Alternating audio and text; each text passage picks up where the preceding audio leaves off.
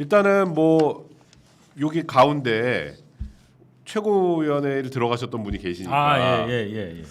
일단은 한동훈 대표가 이제 당 대표가 되고 나서 이제 뭐 어떤 기사에서 뭐 친정 체제 이런 얘기까지 나오는데 기사 좀 띄워주세요. 일단은 세팅을 했네요. 어때요 분위기는? 분위기가 이제 뭐 좀 조심스럽죠 분위기가. 이게 뭐냐면 네.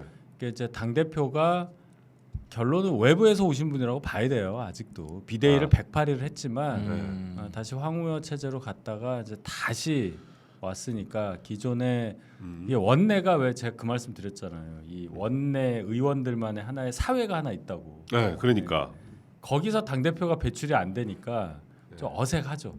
아 원내에서 대표가 된 게 아니고 일단 원외니까 어색함. 어색한 게 느껴지죠. 그래도 이제 시작하면 좀 이렇게 으쌰으쌰하고 좀 활력 있는 분위기가 아닐까 그렇게 생각하시면 맞는데 오늘 오전에 어땠어요? 오늘까지는 이제 인선을 해야 되는 과정이 있었기 때문에 아직 완벽하게 세팅이 안 됐잖아요. 김상훈 정책의장도 오늘 오전에나 그 최고위원 회의 이후에 추인을 받으셔서 오늘 회의에 참석 안 하셨고 지명직으로 이제 임명이 된 김종혁 최고위원도 오늘은 그 전에는 안 들어오지. 임명이 안 됐으니까 안 계셨어요. 그래서 오늘은 그냥 일단 문만 열었던 구멍이 거예요. 숭숭숭 뚫려가지고 오늘 12명밖에 없었어요. 그러니까 아직은 뭐 소위 한동훈 호가 출범해서 아직은 무언가를 뭐 시동을 걸거나 이런 모습은 아직은 없었던 것 같은데 이제 목요일 최고위원회가 완전체가 된 최고위원회가 되겠고 근데 그 다음 월요일날 또 여름이라고 하루 쉬기로 했어요 최고위원회를. 아 또 하루 쉬어요? 근데 또 그 다음이 목요일이잖아요. 또 광복절이야.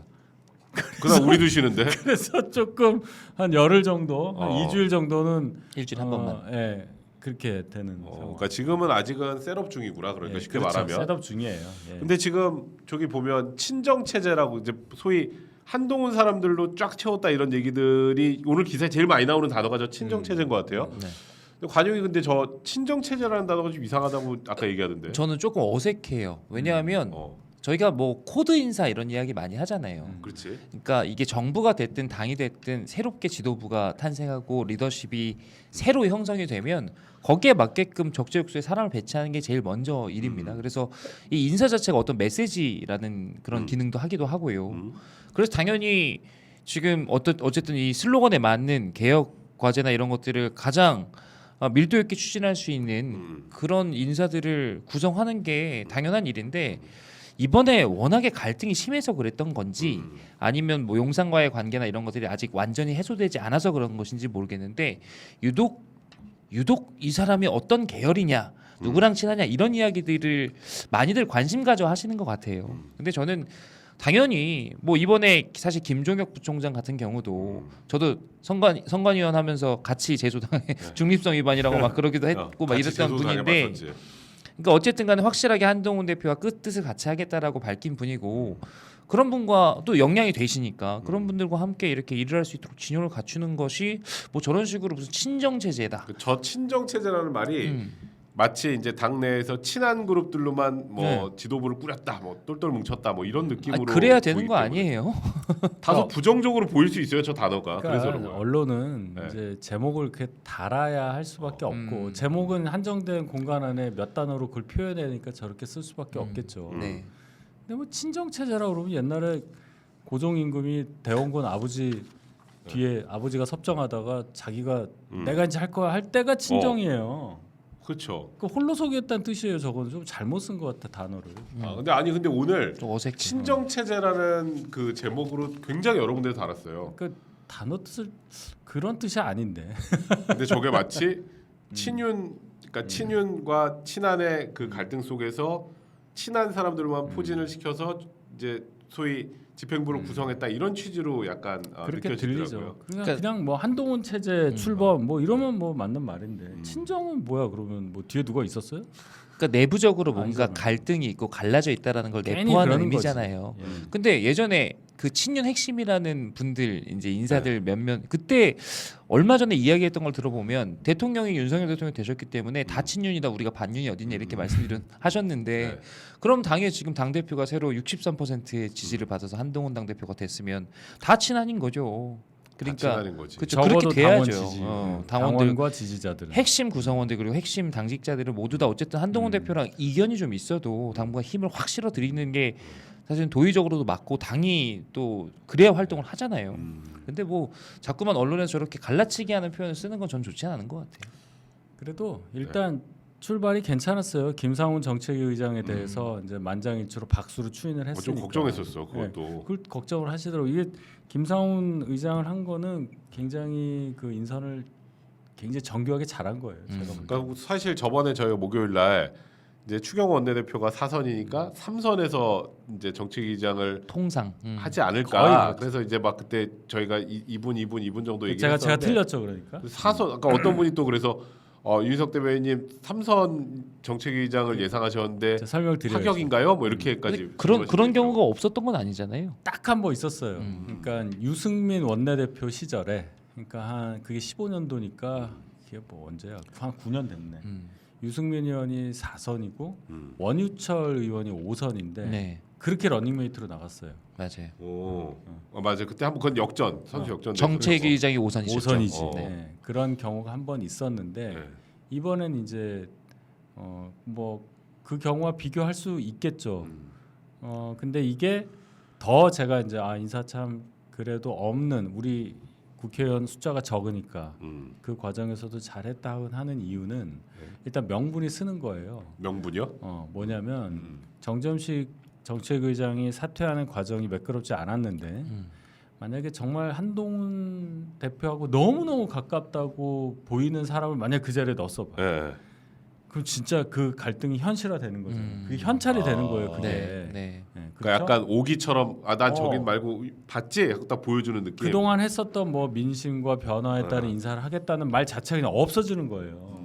근데 그러지 않았잖아요. 그래서 진정성이 이제 인정이 됐다는 얘기고 그동안에 쭉 이제 런닝메이트제가 없어지고 나서 네? 있었던 정책위 의장의 면모를 보면 뭐 성일종 의원, 박대출 의원, 유이동 의원, 네. 정점식 의원 이렇게 이제 쭉 왔잖아요. 네.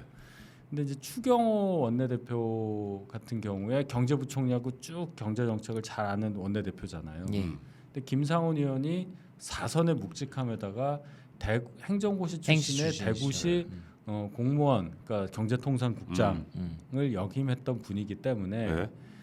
그래도 정책이라는 것에 대해서 저희 당에서는 전문성이 있다고 인정받을 수 있는 분이잖아요. 그렇게 묵직한 분을 딱 내세웠기 때문에 그래서 만장일치로 추인이 된 거라 이렇게 봐야죠. 그러니까 인사가 요건 되게 잘 됐다. 그러니까 소위 우리 일반적으로 말하는 친한계다 이렇게 분류되는 분은 아니었던 것 같은데. 만약에 거기에 천착을 했다면요, 삼선 중에도 그런 분이 있어요. 근데 그분을 안 하고 선술 하나 넘어서까지 김상훈 의원을 한 이유가 지금 제가 설명드린 그 부분이라는 거예요. 그래서 얘기가 없잖아요. 거기에 대해서는.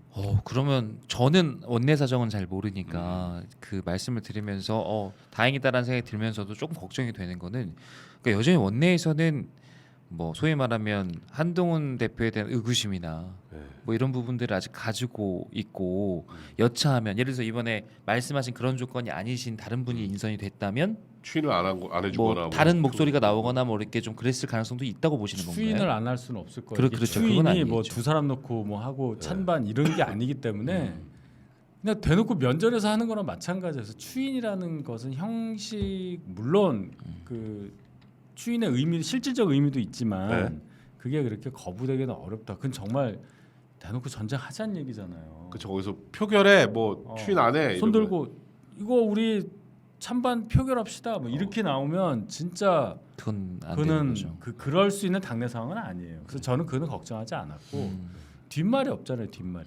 근데 두 분이 공통적으로 했던 말이 이제 그 전당대회 때 제가 저러다가 이제 당 쪼개지는 거 아니냐, 분당되는 거 아니냐 그랬는데 절대 그러지 않을 거라고 둘 다 똑같이 얘기했어요. 그래서 나는 맨 처음 무슨 생각을 했냐면 그래도 뭐 그럼 여기서 저쪽 되면 당 쪼개져 이런 얘기를 어떻게 해 속으로 그렇게 생각했는데 진짜 그러죠. 진짜 그러네.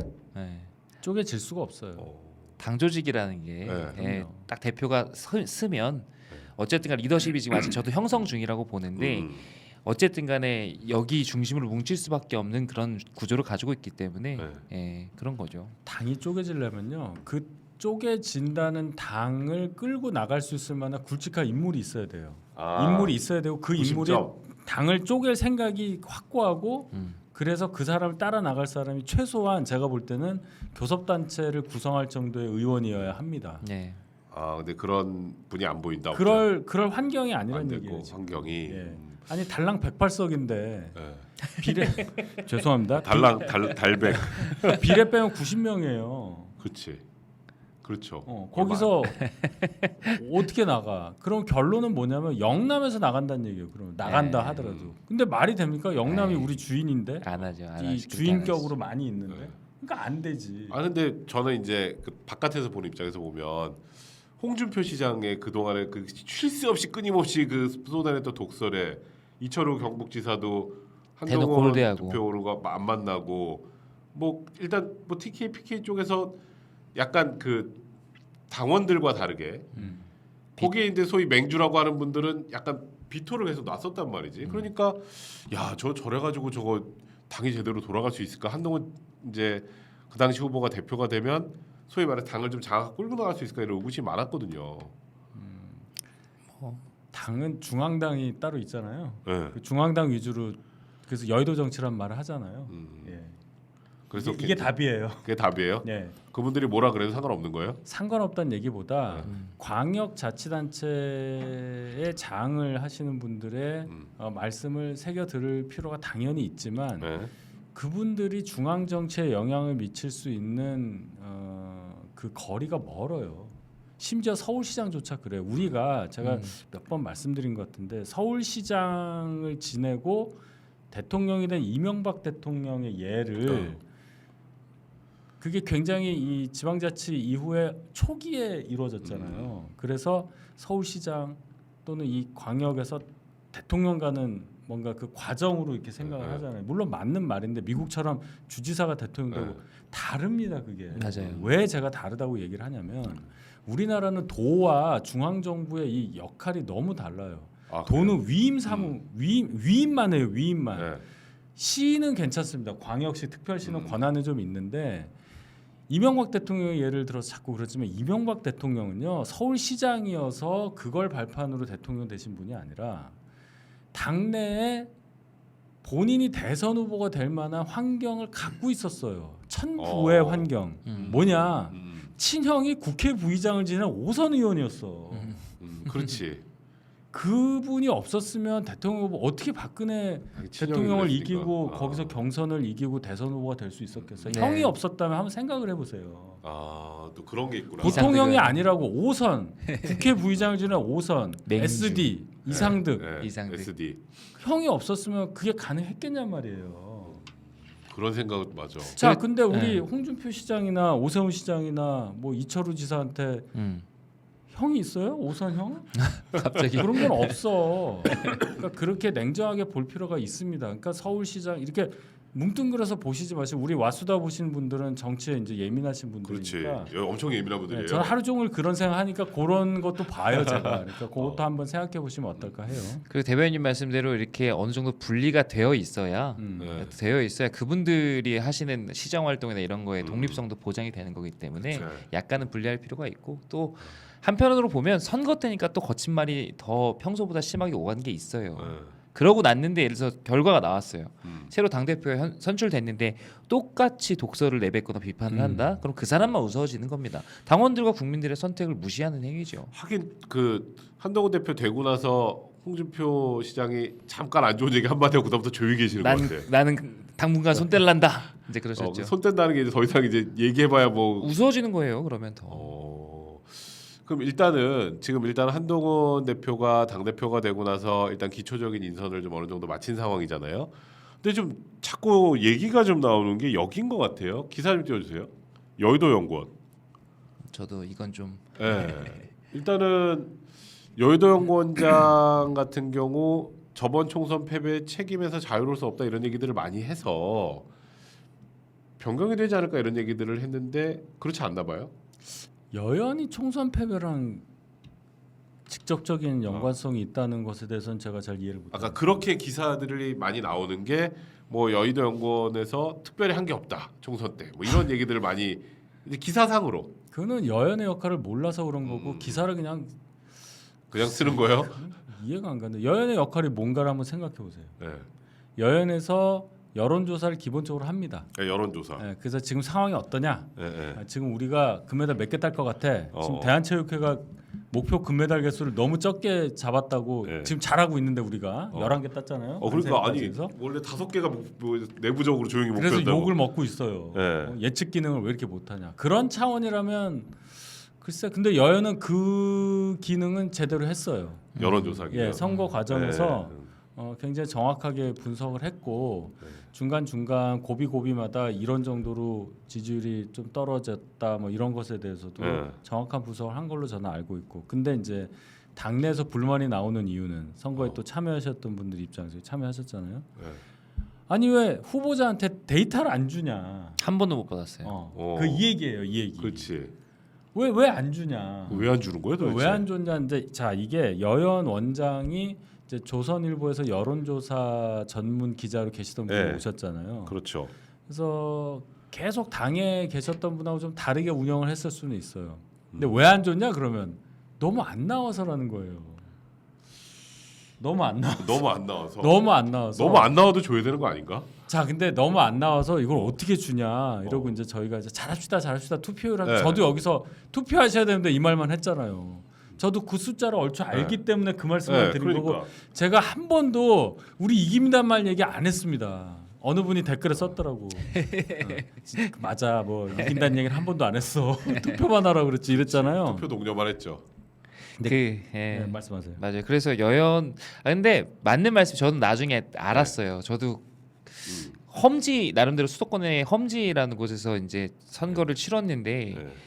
저는 이번에 재선거를 처음으로 치른 거지만 뭐 참모든 어떻게 총선 과정에 두세 번 정도 참여를 하면서 우리 정확하다는 여의도 연구원의 데이터를 못 받아본 건 이번에 재선거가 처음이었어요. 근데 나중에 들어보니까 그게 전략적인 판단이 있었던 거는 확인을 했습니다. 저도 선수 입장이니까 정확하게 저희한테 알려주잖아요. 네. 그러니까 예컨대 시도당 위원장들은 전체 판세를 보여주고 이렇게 하면서 참고해서 회의를 하는데 이게 막판 일주일 남겨놓고 이 여론조사를 알고 모르고 자체가 판을 뒤집을 수는 없는데 네. 이걸 후보한테 알리냐 마느냐는 정무적인 판단이 있었어요. 그렇죠. 그래서 그런 부분 때문에 후보자들에게는 뭐 알려주지 않았지만 판세 자체는 아주 정확하게 분석하고 있었다라는 것이 아마 팩트일 거고요.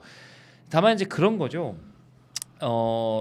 이게 여연이 전반적인 정책 기능이 떨어졌다라는 측면들은 이번에 홍영림 원장 이전부터 사실은 비판이 계속 제기되었던 부분입니다. 그러니까 조금 전에 저희가 보여줬던 그 기사도 여연의 정책 기능이 거의 너무 떨어졌고, 그래서 결국 한동훈 당 대표의 그냥 뭐 자기 사람 안치기로 인한 연임이 아니냐 이런 내용의 기사예요. 그래서 저도 의아했는데 아, 저는 딱 보면서 무슨 생각이 들었냐면 그 두 분이 저도 재밌게 애청자로서 봤는데 백서 얘기 많이 하셨잖아요. 네. 근데 제가 그 왜 총선 끝나고 백서 면담이라는 걸 직접 가봤지 않습니까? 그렇지. 파트가 4개 5개가 있는데 그 중에 한 파트가 여연 파트가 있었어요. 그러니까 여연은 몰라요.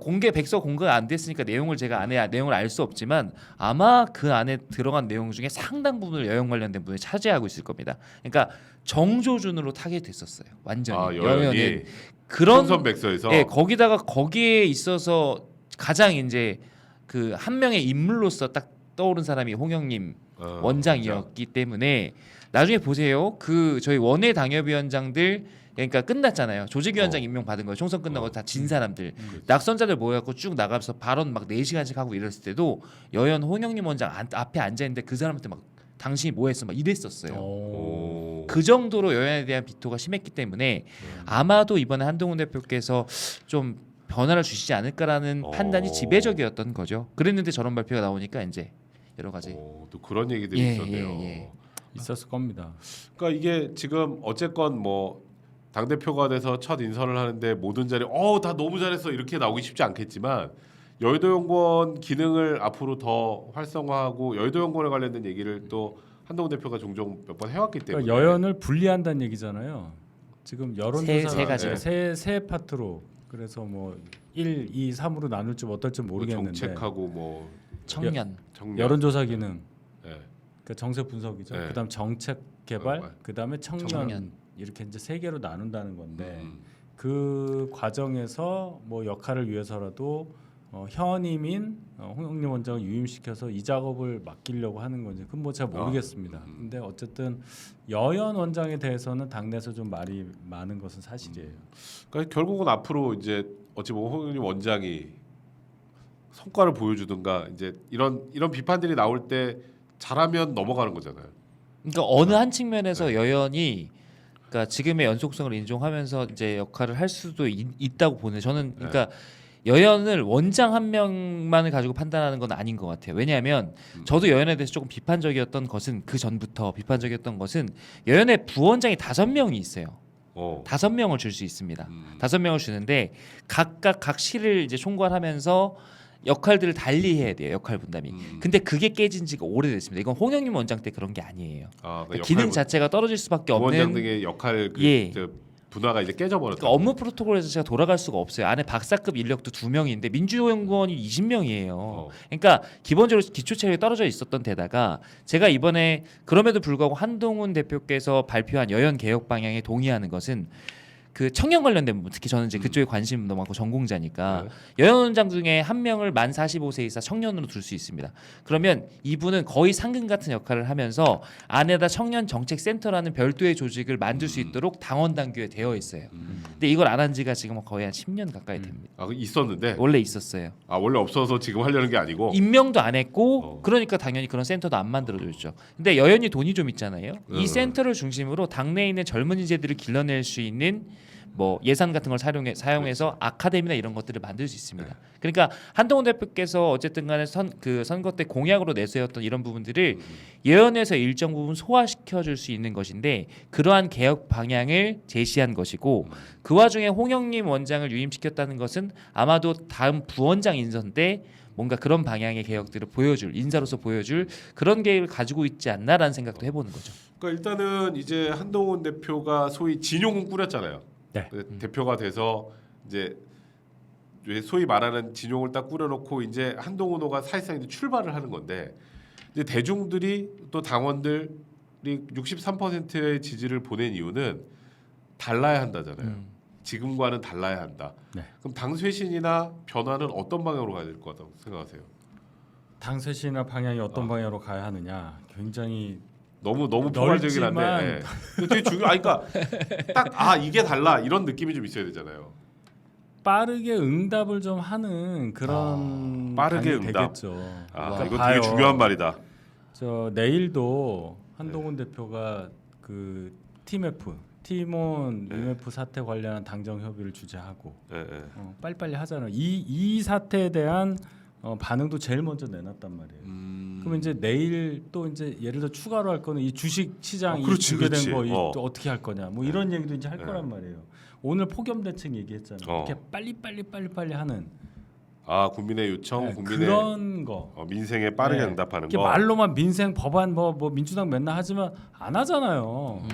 뭐 그 노란봉투법이 뭐 민생과 관련 없단 말은 안 하지만 어차피 그 내용 때문에 거부권 행사돼서 안 될 법을 지금 하고 있는 정치 투쟁 형식으로 지금 하고 있잖아요.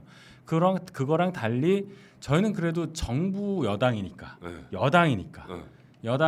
실질적으로 할 수 있는 거 예를 들어서 이 폭염에 이거 전기료 때문에 맞아. 전기료 어렵게 장난 아니에요. 막 이 여름을 나시는 분들에서 어떻게 해야 되냐 그 얘기를 오늘 한참 했단 말이에요. 근데 뭐가 나오고 그다음에 이제 팀온 UMF 관련해서도 이게 좀 조단인데 이거 어떻게 할 거냐 이거 그다음에 이제 오늘 이제 또 이거 하니까 증시를 어떻게 안정시킬 거냐 뭐 이런 얘기. 옛날에 뭐 증시 안정기금, 증안기금 뭐 이런 것도 있었어요. 막 뭐 그런 거 하는 거예요. 그걸 빨리빨리 해야지. 근데 빠를 겁니다. 빠르잖아요. 원래 빠른 건 맞아요. 빨러. 근데 확실히 윤희석 대변인께서 선임 대변인 하신 이유가 제가 있다고 딱 집어름 느낀 게 한동훈 대표 처음에 그 출마 선언하면서 무슨 얘기하는지 기억하세요? 반응 얘기했습니다. 반응. 그랬나? 반응.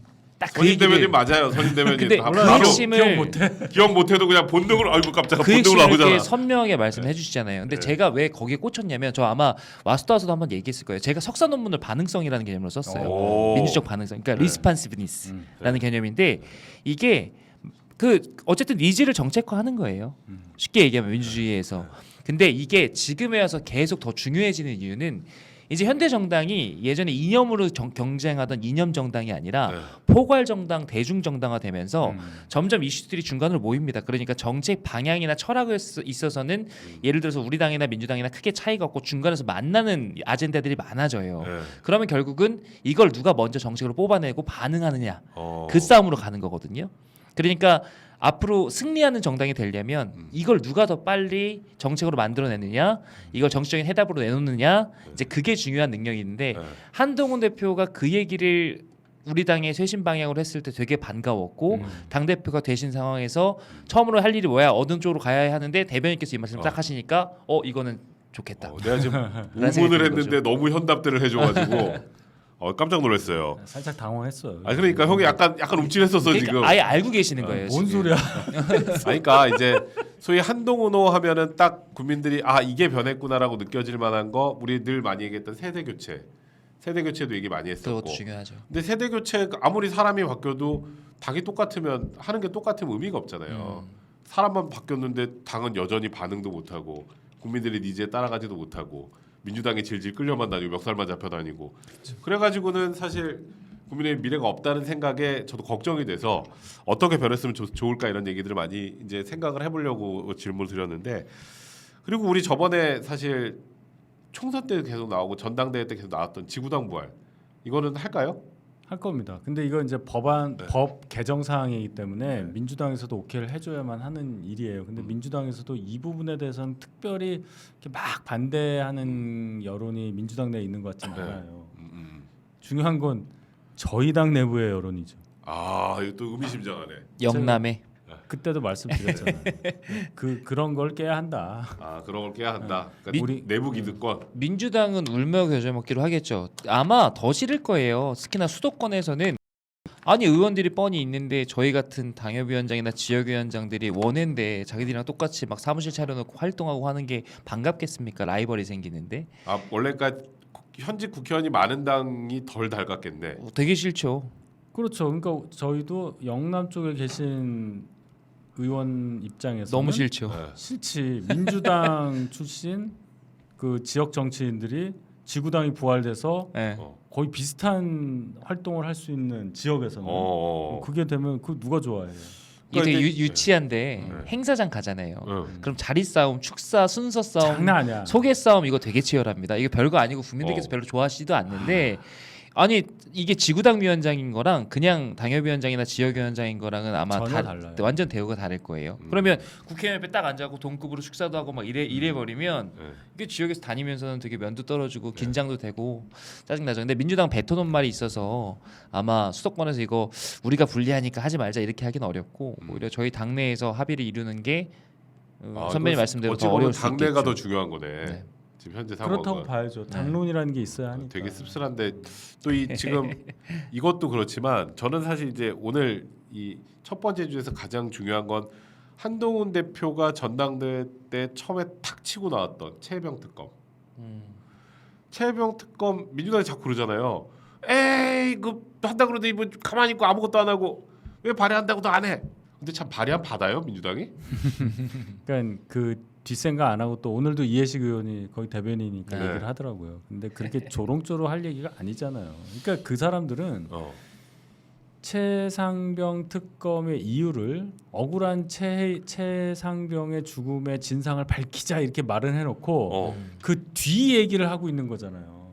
그렇죠. 그 사단장 네. 그 얘기하면서 자꾸 거기다 최상병을 갖다 놓는 이런 짓을 진정성이 하고 있는 없어요. 거예요. 시선은 대통령실에 가 있는데 그렇지. 그렇죠. 제목은 이쪽이 최혜병으로 제목을 잡아놓고 네, 시선은 네. 대통령실에 가 있는 언제 거. 그렇게 우리나라 군인의 죽음에 대해서 관심을 가졌고 군인의 명예에 대해서 그렇게 관심을 가졌습니까 민주당이? 우리 천안함 때 한번 생각해봐요. 아직도 지금 천안함 관련해서 민주당 계열 사람들은 이게 북에 의한 폭침이라는 것을 믿지 않는 사람이 인정하지 상당히 않아요. 많고 그걸 공개적으로 주장한 사람이 국회의원을 한 적도 있고 지금 조국당에도 있어요. 그렇죠. 그러니까요. 근데 이제 지금 민주당에서 저렇게 조롱을 한다라는 걸 제가 먼저 던진 건 민주당에 대한 비판적인 부분도 당연히 있지만 이걸 과연 국민의힘에서 발의할 수 있느냐? 지금 과연 한동훈 대표가 원내 의원들을 설득을 해서 그러니까 소위 말해서 먼저 치고 나갈 수 있느냐. 소위 말하면 이제 선제적 네. 조치를 할 수 있느냐. 근데 그거에 대해서 그러니까 이게 먼저 치고 나가는 게 일단 1차적으로 먼저 치고 나가는 게 맞느냐. 예, 그 먼저 치고 나가는 게 맞다면 가능하냐. 이 두 가지로 나눠서 봐야 될 것 같아요. 이거는 국회 상황을 봐야 되겠죠. 자, 일단 두 번째 것까지 이제 부결이 됐어요. 네. 이제 4명이라고 그냥 얘기할게요. 4명이 이탈표를 네. 지닌 가운데 4인의 딱, 이탈표. 4인에 8개 중에 반이 이제 딱 어. 참 숫자도 딱 8개 중에 4개가 이제 네. 유실이 된 거야. 어. 4개 남았어요. 어. 사실 한 5개 남았어요. 뭐 이렇게 몇 네, 명 그렇죠. 투표 안 네. 하니까 이제 그렇게 보시면 되는데 이 상황에서 한동훈 대표는 일단 민주적 토론 과정을 거치겠다라는 입장에서 더 이상 나갈 수가 없는 거죠. 아직 논의의 지금 장이 열리지가 않았으니까.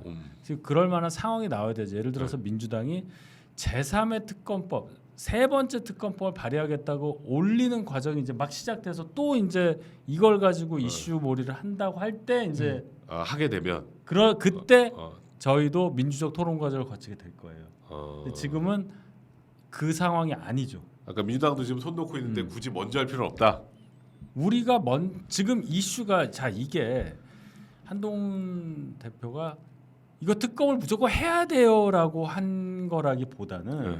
민주당이 계속 이걸 가지고 특검법 계속 두 번째, 세 번째, 네 번째, 다섯 번째 쳇바퀴 돌듯이 해서 부결되고 가결되고 거부권 와서 부결되고 계속 이 짓을 하는 것을 막아야 한다. 이게 계속되면 우리의 에너지가 더 많이 소진된다. 그렇지. 예. 그러려면 뭔가를 우리가 던져준다는 거에 의미를 둔 거예요. 변화를 줄 수 있는 뭔가를. 근데 우리가 가장 독소조항으로 생각하는 게 왜 민주당에서 추천을 하느냐, 왜 조국당에서 추천을 하느냐. 그렇지. 이 추천 문제였잖아요. 심판하고 선수가 동일해지는 게 대통령이 말이 무조건 그냥 되느냐. 도장만 찍게 만드는. 심지어는 뭐 3일 지나서 안 하면 연장자를 뭐 이렇게 됐잖아요. 그러니까 요거라도 막아놔야 이 논의가 될 듯하니 우리는 요 정도까지는 내놓을 수 있다고 말을 한 거지. 자, 1번 우리 무조건 발의하는 건데 자 방법은 이래. 이게 아니라는 거예요. 제가 이렇게 얘기를 하니까 네. 또 저쪽에서는 그게 아니라 국민의 요구에 맞춰서 뭐 이렇게 한다라고 말을 했기 때문에 선 발의에 방점을 뒀다고 주장을 하는데 네. 말꼬리 잡는 거죠. 적어도 여러 한동훈 대표의 발언들을 종합해 볼 때 뭐 그렇게 들릴 수 있는 말을 했을 수는 있어도 제가 볼 때는 지금 제가 드린 설명 이 쳇바퀴를 끊기 위해서라면 요 안이 우리한테 있어요 정도라고 저는 생각합니다. 그러니까 이게 선제적으로 발의할 내용은 아니다. 이건 어떻게 생각해? 옵션을 가지고 있다라는 점에서 완전 저는 동의하고, 그러니까 이게 자꾸만 민주당에서 말꼬리 잡아갖고 말 바뀌었다. 왜? 그 원래 선거용 민주당 아니었냐? 전문이잖아. 막 이런 얘기 하는데. 오늘은 민주당의 시각에서 질문 중이에요. 그러니까 기본적으로 그거에 대한 어떤 깊은 의미를 해석조차 하지 않은 거고.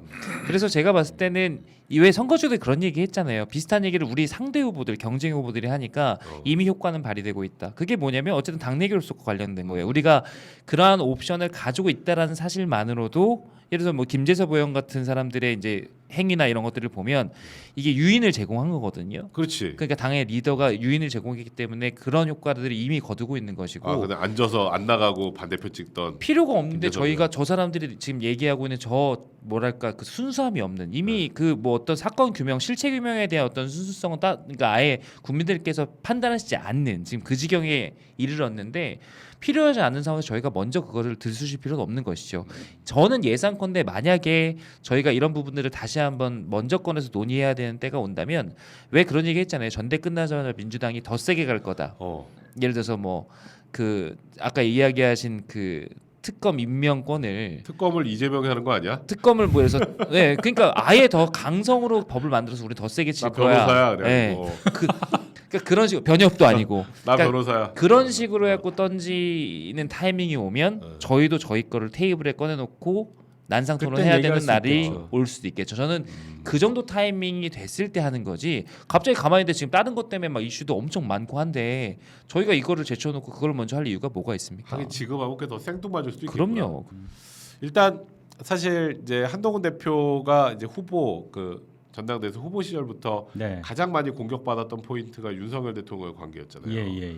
근데 저번 총선 끝나고 소위 밥 먹자 근데 노라고 이제 대부분 사람들이 그렇게 이제 어떻게 뭐라고 그래야 될까? 약간 이렇게 아예 그냥 딱 그렇게 관념화 시켜서 그때 이제 몸이 안 좋아서 못 먹으러 갔다고 얘기를 하긴 했는데 어쨌건 기대로 밥도 한 번 안 먹은 사람이 당 대표 되면 대통령과 관계 어떻게 할 거야? 근데 확실히 전향적으로 좀 변한 것 같아. 본인이 연락했다면서요 대통령한테. 그렇죠. 그러니까 그 식사를 안 한 이유가 뭐였냐면은 네. 자 이미 직을 면했잖아요. 비대위원장을 바로 다음 날 총선 다음 날 11일 날 4월 11일 날 사표를 냈단 말이에요. 네. 그래서 이제 자연인 한동훈이 돼 있는 상태인데 네. 바로 그 며칠 후면 모르겠는데 얼마 있다가 이제 대통령께서 식사를 하자고 하니까 이러면 자연인 한동훈을 대통령이 기자회견에서 밥을 먹자고 얘기하는 게 맞냐 그런 문제의식을 갖고 있었던 걸 저는 알아요. 밥을 먹고 안 먹고를 떠나서 좀 이상하잖아요. 그게 직을 갖고 있으면 말이 되는데 근데 이제 직을 갖게 됐잖아. 아 이제 대표가 됐으니까. 난 당대표잖아. 그러니까 당대표와 대통령으로서 만나자는 거지. 대통령과 자연인 일반인하고 만나는 거를 막 공식 기자회견에서 얘기하고 하는 거는 본인 기준에 안 맞다고 생각한 걸 저는 알고 있어요. 논리 구조상 그렇게 돼 있는 거예요. 그러니까 대통령과의 사이가 뭐 좋고 나쁘고를 떠나서 그거는 본인이 직이 없이 그냥 소위 말하는 인간 한동훈 내 vs 대통령은 아닌 것 같다. 왜냐하면 할 말이 없잖아요. 직이 있어야 무슨 얘기를 하지. 직이 없는 사람이 앞으로 뭐가 될지 모르는데 이분과 대통령이 얘기를 한다고 가정을 했을 때 제 해석입니다. 과거 얘기와 2년 얘기 그럼 결국은 사적 얘기밖에 못 하는 거잖아. 그렇죠. 야 그 옛날에 그 이사 갈 때 그 내가 운전해주고 뭐 예를 들어서 뭐 이런 얘기들. 예를 들어서 그러니까 의미가 없고 오히려 오해만 나올 수 있다는 생각을 할 수밖에 없지 않았을까. 아니면 뭐 예를 들어 무슨 뭐 입각을 하는 이런 제의를 했으면 하는 자리면 모르겠는데 그럴 상황은 아니었잖아요. 아 그렇죠. 또 한참 그때 또 좀 안 좋다고 얘기도 많이 있어가지고. 그러니까 그렇게 되면은 굉장한 오해를 또 이제 우리나라 언론이 얼마나 해석을 많이 합니까? 우리나라 언론이 일단 싸움을 붙여야 되니까. 얼마나 많은 댓글을 양산하겠어요. 그러니까 아마 그런 차원에서 나중에 만나봐야 되겠다라고 생각한 게 아닐까. 뭐 대통령과의 관계는 괜찮아질 것 같아요, 계속. 아마 지금 그 처음에 만찬하는 거 가지고 말이 많았잖아요. 아 그때 사실 괴이하다는 표현도 썼었고. 저도 그때 기괴하다 그러면서 그랬는데 한 뭐 1, 2주 있다가 독대했다라는 기사가 나오면 그게 의미가 있었던 것이고 아니면 없었던 제가 이제 그렇게 말씀드렸는데 근데 독대를 하셨잖아요. 근데 그거 가지고도 뭐 1시간 반이니 5분을 만나니 막 이런저런 얘기가 나오고 1시간 반하고 5분하고 차이가 너무 큰데 막 안에서 뭐 10분. 옛날 얘기를 했냐 막 이런 얘기하고 막 그랬었잖아요. 네. 근데 저는 그렇게 생각합니다. 이게 왜 대변인님 말씀하실 때 하고 싶은 말씀하시는 거 아니고 듣고 싶은 말씀하시는 거잖아요. 그렇지. 정치인이 하고 싶은 일을 하는 게 아니라 필요한 일을 하는 겁니다. 근데 저는 두 분에게 지금 어느 때보다 협력이 필요하다고 생각하고 두 분도 그걸 아시기 때문에 개인적인 관계가 해소가 됐는지 어떤지는 저는 알 수도 없고 사실 그게 크게 전 중요하다고 생각하지도 않아요. 근데 필요하기 때문에 아마 그렇게 두 분이 하실 거다라는 생각을 여전히 가지고 있습니다. 그러니까 사실 이해관계가 같기 때문에 그럼요. 대표와 그러니까 국민의힘 대표와 대통령의 이해관계는 뭐 일단은 이번 정부의 성공, 그다음에 다음 이제 차기의 정권 재창출이라는 이해관계 동일하기 때문에 그럴 것 같긴 한데 저번 주에 희석형이 그런 얘기를 했었어요. 대통령과 친윤 의원들 사이의 생각은 다를 수 있다. 근데 이번에 내가 전당대회 보면서 대통령은 뭐 이렇게 특별히 깜짝아 내가 흥분했다. 뭐 직접 면접 나와서 나 한동훈 싫어 이런 적은 없었으니까. 근데 다 상상만 했었는데 전당대회 과정을 보면 소위 우리가 말하는 친윤 의원들은 한동훈 대표를 되게 싫어하는구나. 당연하죠. 여기 관계는 어떻게 해요? 그거는 뭐 특별한 현상이 아니에요. 어느 시점에나 그 여당 내 또는 야당 내 그런 게 있는 겁니다. 그게 이제 누가 비주류냐 주류냐 차원도 있겠지만은 이 사람이 잘 되면 내가 잘 안 되니까 이 사람이 안 되기를 바랄 수밖에 없는 그런 트레이드오프 관계는 있을 수밖에 없어요. 뭐 저도 마찬가지 아니었겠어요 강동구에서. 그건 뭐 당연한 거예요. 그런데 지금 기자분들 말로는 친윤 할 수 있는 분들 5명이 있대요. 5명. 5명이 딱 그렇게 있어서 적어? 일단 5명이 예를 들어서 뭐 소문도 양산하고 뭔가 뭐 예를 들어 정점식 의장 사퇴권에 대해서도 굉장히 강경한 입장을 주도하기도 뭐 하고 추인할 때도 뭐 표결해야 된다 뭐 이런 뭐 얘기도 그런 나오고. 이렇게 뭐 관계자는 뭐 한 의원은 이렇게 나오는 사람들이 5명이다. 저는 누군지 아는데 뭐 실명을 제가 얘기할 수는 없고 그런 게 있는 거예요. 근데 제가 여기서 말씀드리고 싶은 거는 어. 그렇게 많지가 않아요. 생각보다. 예, 그렇게 하는 분들이 이렇게 막 저희가 이제 108명이잖아요. 예. 잘 보세요. 108명에 18명이 비례고 이번 네. 초선이죠. 근데 한 분 김혜지 의원 2번 했으니까 그건 네. 빼더라도 예. 일단 그렇고 지역구 90명인데 초선 재선 합쳐서 75명이에요. 네. 초선 45명, 재선 30명입니다. 어. 이 분들이 친윤이 완전 찐윤이다. 네. 자 초선은 초선대로 놓고 네. 재선급만 해도 지난번에 초선이었던 분들이잖아요. 이 중에 그렇지. 얼마나 많은 분들이 찐윤일 거냐. 그다음에 이제 어. 3선, 4선, 5선 갔을 때 얼마나 많은 분이 찐윤일 거냐 한번 이렇게 저는 항상 이게 명단을 갖고 다니는데 예. 그렇게 많지는 않아요. 그러니까 여기는 뭐 화합하고 뭐 할 뭐 그런 뭐 아니 그런 화합은 해야죠. 화합은 하긴 해야 되지만 화합은 해야 되는데 생- 아까 말씀드린 것처럼 좀 얘기를 했지만 무슨 뭐 당이 쪼개지는 거 아니냐. 예.